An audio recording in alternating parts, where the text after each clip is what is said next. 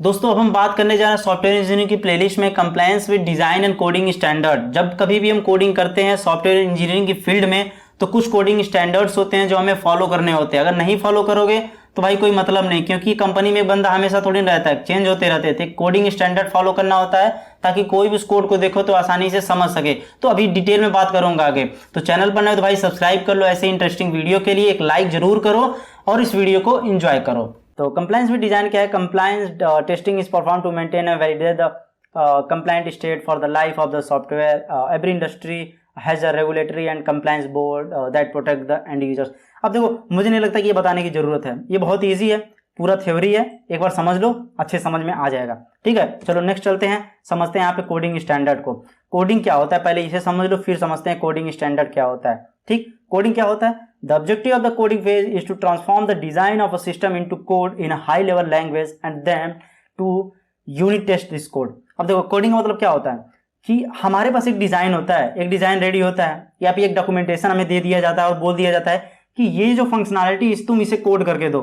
तो वही होता है कि कोडिंग डिजाइन को हम लोग एक हाई लेवल लैंग्वेज को यूज करके उसे इंप्लीमेंट करते हैं। इंप्लीमेंट करने के बाद उसे हम उस कोड को टेस्ट करते हैं, यही होता है कोडिंग।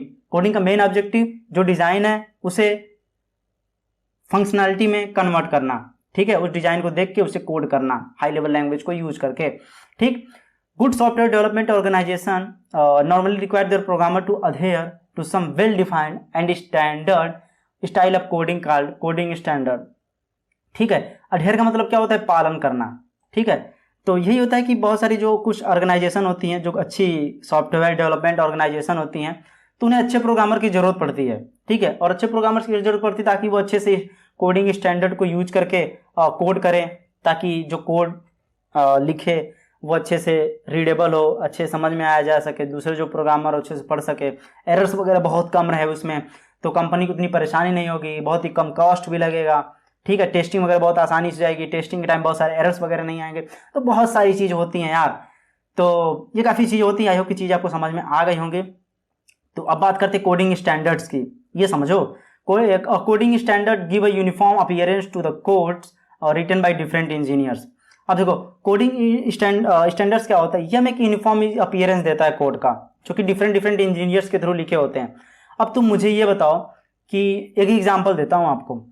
10 लोग हैं और आप बैठे हो, तो अगर 10 लैंग्वेज यूज करके अगर आपको कोई चिट्ठी लिख कर या लेटर लिख कर देंगे तो क्या आप पढ़ पाओगे? अच्छे से नहीं समझ पाओगे।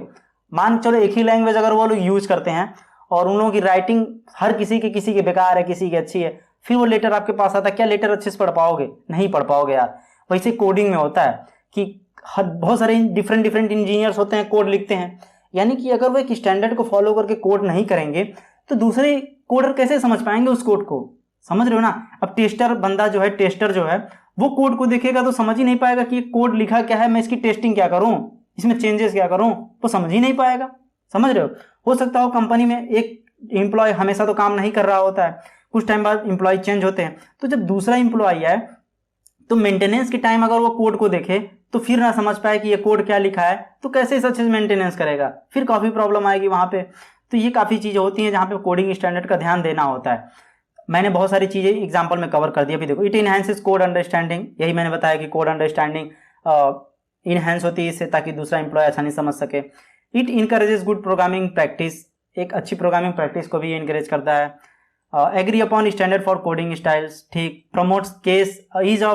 Promote ease of understanding and uniformity. ठीक है, और जैसे कोडिंग स्टैंडर्ड में क्या होता है यार, हमें लोग कमेंट वगैरह यूज करते हैं ना कोडिंग टाइम में, बताते हैं ये फंक्शन इसलिए काम किया जा रहा है। आप लोग कोई प्रोजेक्ट बनाए होंगे, कोई भी एक प्रोजेक्ट बनाए होंगे, तो आपको पता होगा कि आपने कोड लिखा होगा 5-6 महीने पहले, और अगर आज आप लोग ओपन करके देखोगे तो आपको समझ में नहीं आएगा कि यार मैं कौन सा फंक्शन किसके लिए लिखा हूँ, कौन सा कोड किसके लिए लिखा हूँ, खुद ही नहीं समझ में आएगा। होता है, तो इसीलिए हम लोग क्या करते हैं, कमेंट लिखते हैं। आप लोग ये स्लैश का देखे होंगे, डबल स्लैश यूज करते हैं हम लोग ना कमेंट करने के लिए। तो ये सब चीज़ हम लोग यूज करके कमेंट आउट करते हैं, ताकि हम जब इन फ्यूचर कभी हम उस प्रोजेक्ट को ओपन खुद करें तो पढ़ सकें, या अपने दोस्त को अगर वो प्रोजेक्ट हम फाइल सेंड करें तो मेरा दोस्त अच्छे से समझ पाए।